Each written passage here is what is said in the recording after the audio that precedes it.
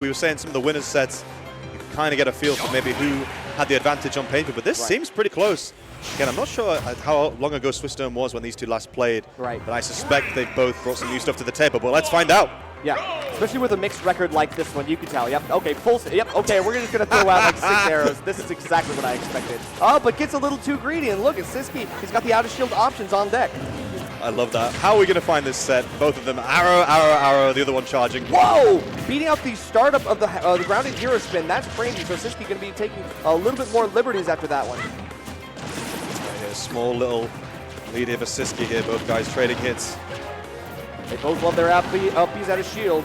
We're just going to look for the edge guard. This is what I'm talking about. The bomb placement on ledge means that Supahsemmie has to be patient to a point. Once you run out of that iframes, you cannot stay there very long. You have to make a play here. Yeah, and of course, we know one of Sisqi's biggest strengths. And Samus in general, of course, is that ledge trapping, so it's going to be a test of whether Supahsemmie can make sure to get those right timings to avoid a certain doom. But we're going to send Supahsemmie fighting back. Okay, still playing around with the bomb in hand, has to get something here, a trade that doesn't really work out for Supahsemmie. Oh. And the wave bounce, look at that, all that momentum, and you're just going careening straight down into the blast zone. Pretty tough there for Supahsemmie early on, but again, some little techniques there from Toonling. Oh, Toonling from Youngling! It's all good. We still got, oh wait, this is like a freeze frame moment where there's things that could happen. Where's the grabs? Sisqui there kind of holding center stage. Using those fares to threaten Supahsemmie from going into the sky. Yeah, a long-lasting fare like that can drift up and downwards as well. Sisqui putting up a lot of pressure on the ledge, but we got to see the same from Supahsemmie right now. Up throw on bomb, good drift out from Sisqui to avoid, but even then, Dark Samus gets sent straight up off the top. Yeah, Supahsemmie trying to find his way back into center stage, getting the confirm into the up air. Oh, Youngling classic.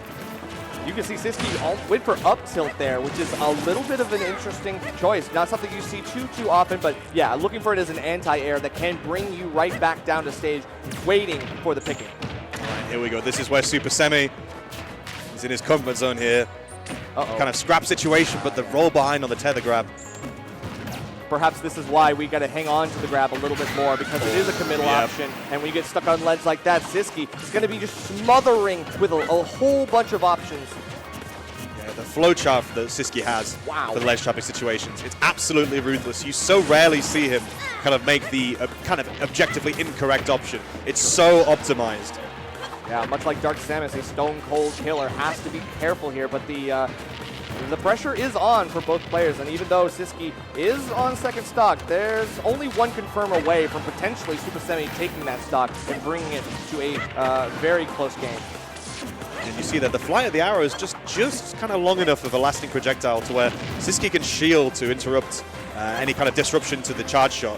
Which means that Supahsemmie is only going to be able to throw those at maybe a shorter range to try and interrupt the charge shot charge, but see how it plays out. Yeah, the axe kick actually threatening on the platform and forcing Supahsemmie to be on defense, having the shield up, and you can tell Sisqui no tech on the plat means that there's a way that Supahsemmie can get in. We just got to force those techs again. Supahsemmie playing that platform game. Meanwhile, Sisqui sharking underneath. Bit of a tough ass here for Supahsemmie on ledge as well. Oh, but gets back. Not quite enough though. Oh, okay, gets caught on the jump back with the charge shot, and yeah, okay, finally we get to run up grab. A little bit of the same thing that Sisqui loves going for, so hitting him with a taste of his own medicine. Yeah, and of course, Samus, a heavy character, Supahsemmie really wanted that kill there, and the forward is still not enough from the other side of the stage, even with that max rage. Yeah, look at this, like all that rage, and yeah, of course, like the bomb placement has been so textbook for Sisqui. Just dropping it there, waiting back past roll range, and then having charge shot at least partially charged, ready for whatever comes next. Yeah, Sisqui that game almost refused to die. It's like, no.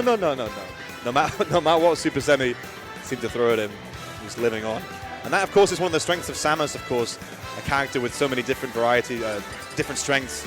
Right. Of course, that weight is one of them. Yeah, and off stage, it's really hard for Supahsemmie to get the edge guards. You can't go off stage to challenge Samus because all of a sudden you might find yourself getting reversaled. Sisqui has been playing with his feet on ground up until he needs to kind of like create some space and distance with the forward air. Those kinds of tools have just been rinse and repeat for him, and we need to see an adaptation from Supahsemmie in this next game in order to make some ground happen. Supahsemmie locked in thought there. He's searching the depths of his brain, like, how the heck do I deal with Samus, man? But all right. Supahsemmie definitely showing signs as to why he's made it so far in the tournament in that first game. But okay, we're going to Stadium, a bit of a bigger playground. Yep. Yeah, this is the projectile user's paradise, as it were. We're going to be looking for some great coverage on the platform already. Sisqui trying to keep Supahsemmie in shield, right where he wants him. Yeah, maybe Supahsemmie deciding more of an attritional warfare here with the stage pick. We'll see how it plays out. And even then, Supahsemmie sees that there's a whip grab, goes in for a punish, but Sisqui instantly going for the up special, knowing that that's a way to get off of him. You see here, Supahsemmie almost kind of using this big stage to buy time for himself, to think of a strategy here. Doing well off stage, okay. What's the situation going to be? Forfeit sledge, though. Yeah, again, it's just delay, delay, delay. Sisqui buying as much time as he can off stage. Getting caught by a couple bombs, though, so he's still stuck there for the time being. All right, here we go, another ledge trap situation. Supahsemmie with the bomb in hands. And again, Sisqi's been doing pretty well, retaking center, but we're going to play the game again. Oh, this time aggression. Yeah, finally we're getting like the long-lasting sex kick of the Nair coming in to help out Supahsemmie catch Sisqui. There's a lot that Sisqui can do to kind of get around it, but they only have... Oh, wait a second. That's not good. Yeah, second time this set we've seen Supahsemmie kind of fall anticlimactically into the blast zone. But still pretty even. Okay, both whipping up Bs. Wow, same brain cell. I cannot believe it. All right, but all that shield pressure is starting to really wear down Supahsemmie. This is a matchup where the mental stack is so important. Here we go. Supahsemmie's definitely found himself in the ledge trap. This time kind of fading back. I'm not going to ledge trap. I just want to kind of pull bomb. Yeah, but pulling bomb also makes it so that you're going to get caught in it yourself should you be in a long-lasting move like this up special. And these two definitely trading hit for hit, blow for blow. No big combos, just a lot of straight hits here or there. Oh, but we can get the air dodge with the fair. Obviously, Sisqui reconvenes, tries to go back to the ledge, and just waits. And now we're getting a couple parries on the arrows, but Supahsemmie doing the right things, recognizing, okay, I know you want this trap, I know you want a charge shot, your horizontal pressure means nothing to me. I'm just going to go back and run up my projectiles again. See here, Supahsemmie nickeling and diming, putting Sisqui at kill percent, and then finishing it with the forward air. Semi, I feel like he's been using that big stage to think, and he's been thinking of something. Okay, and Sisqui trying to fish for some of these panic options out of Supahsemmie as well. Was looking for coverage on that platform with the up smash, but now we get a good hit here and more damage on the board, but Sisqui still not got the kill yet. We gotta wait for something else to happen. And even Sisqui this time, a little bit lax in his own ledge trapping right now. This feels like Supahsemmie is building some momentum here, but can he carry it further? Yeah, really was just like not pressing any buttons, was just jumping and shielding and jumping and shielding. And Sisqui wasn't really sure what to do in that situation. Was like, I can't whip punish anything, so I'm just gonna keep throwing stuff out, I guess. Really good recognition there from Sisqui. Of course, the aerial of special do so much shield damage. Supahsemmie, some tricky movement there with the bomb. Explosion on purpose, but yeah, no DI saving you there. Yeah, it's the pokes on shield that have let Sisqui pull that trigger time and time again. He's been so consistent with it. Supa's just got to be very careful here because, like, that could be the death knell for this game. Right here, only a small lead here for Supahsemmie, but again, a situation we've seen a lot this game. Sisqui in the corner, trying to find his way out for center stage. This time rolls through, but Semi likewise regaining center. Yeah, we've seen roll from ledge quite a few times from Sisqui. Obviously, it's got a huge range, and Samus goes really, really far in on that roll, so Supa's got to be ready for that next time. I think we've seen it a few too many times. I think it's common enough that we got to find a counter to it. It kind of shows that Sisqi's running out of ideas as to how to retake center, but Supahsemmie playing this spacing game so well, playing at the exact range that he wants to be at with Youngling. Okay, roll again, and it feels like Supahsemmie's still trying to pick up on the signs.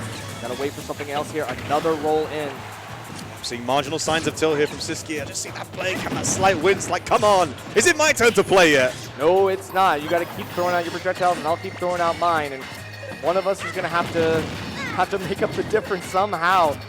Going back to platform and just resetting to the neutral again. Okay, a big hit with that charge shot though. Of course, Sisqui here at max rage. And this could be scary. This is genuinely kill percent here for Supahsemmie. Yes. But, okay, still going to be stuck on the platform, trying to look for a down air, look like. And, of course, that's not going to be able to beat out the up special. Sisqui has been using that so effectively. He's got a lot of leverage in this set. Feels like this lead was slipping away from Supahsemmie. Here's Sisqui now, all the momentum. But the tether grab, it! Yeah, it is going to be like the tether grab. I thought it offers some safety from the edge guards, but again, the jump from ledge is not safe, and that's one of the more vulnerable options for a character with a lot of edge guarding potential, like Samus and Dark Samus. That's a rough one for Semi, I gotta say. That's a rough one. There was a solid 90 seconds where Sisqui did not get to play the game. Yep. There was just perfect spacing from Supahsemmie, the wave bounces with the boomerangs, the perfect spacing with the arrows, all the normals. But then Sisqui just started building momentum, and of course that max rage, it kind of forces some panic options from Supahsemmie. Sisqui kind of thrived on that. Yeah, it's gone up 2-0. Yeah, unfortunately, I just felt like Supahsemmie had a couple good edge guards, like some really long ones that ended up getting the stock, but it was the last one that he struggled for so long for. He had a 2-1 lead, and it petered out, and Sisqui was able to clutch it. So now in Game 3, Supahsemmie, we're back on PS2. This long stage did do him some favors. We just got to see it come to fruition yet again in this game. I thought Supahsemmie was starting to figure something out in this matchup. It kind of all slipped away from his fingers in that last dog, but see if he can continue it. But so at the moment, Sisqui starting off strong. Holding the bomb just in case you get caught off stage unawares. Careful here. Yeah, the Pokemon shield was so overzealous, looking for the jab, 1, 2, 3, and Sisqui is not going to let that slide. He's going to find that kill out of the shield. The hitbox on that Samus back is so strong.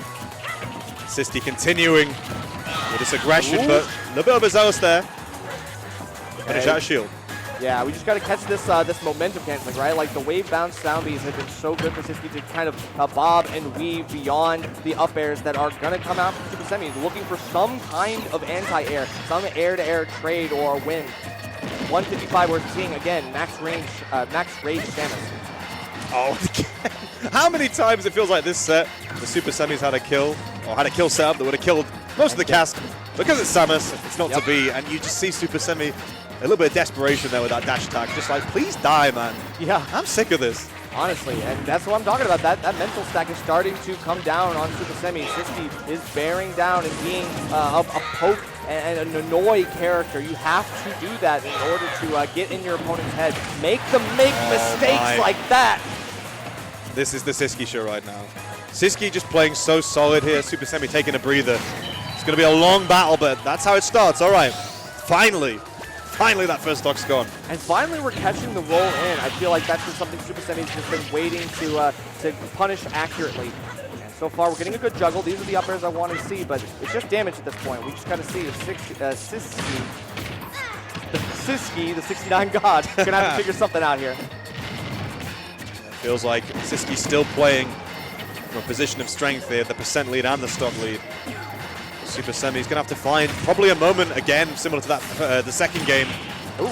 Whoa! Down air to up special. Now that's a new one in the books. Like, let's be real. We were talking about how younglings want to take some notes. Sisqui showing that Samus players need to check this one out, and that is an unconventional way to win the set, but it is going to win the set regardless. We saw Supahsemmie doing all of the work trying to figure out how to get past these edge guards, but yeah, Sisqui is just a menace on the ledge. Yeah, it felt like when Sisqui took that second game, it was going to be a tough ask for Supahsemmie. We wondered if something had been figured out in the matchup, but again, the strength there, the survivability of Samus there coming in so clutch, using that rage and then finishing with a 2-stock. Great showing from Supahsemmie. Going to bow out of this tournament with a great showing, but that is the life. Sometimes only one can move on. Yeah, that's true. And Sisqui, you know, has had a couple of those like close scrape sets. This one definitely felt like he was comfortable in his element. And I felt like it was a credit to the character as well. You know, Samus kind of doing what Young Link wants to do, but perhaps a little bit better in this situation. In the matchup, like, you have better projectiles that will deal with Young Link's tools more effectively than some